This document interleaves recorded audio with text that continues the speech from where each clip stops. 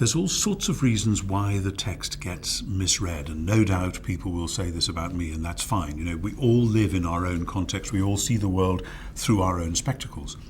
What's happened the last 200 years is that we've lived in a worldview, call it the Enlightenment worldview if you like, which has insisted that that God and the world are a long way away from one another, that God is up in heaven and we are down on earth, if indeed God exists, the Enlightenment might say. And then we have a sort of artificially bright light on facts, on events in history, whereas most other worldviews have a much more fluid and messy interrelationship between God and the world.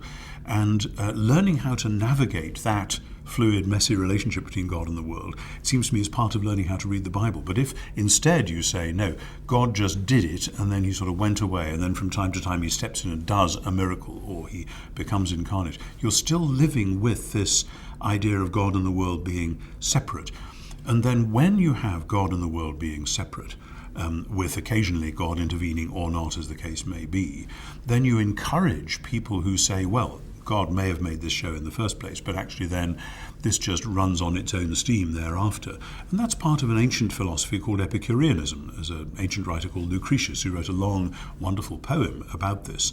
And once you've got God out of the scene, then of course you have some sort of evolution. I mean, it's quite extraordinary to me that people imagine now that evolution is something which 19th century science discovered. It's simply the corollary of one particular ancient worldview, which some people in the 18th century rather liked, and so it had political usefulness as well, actually. So I think there's all sorts of reasons why then people come back at it and say, no, it must have happened, it can't be that.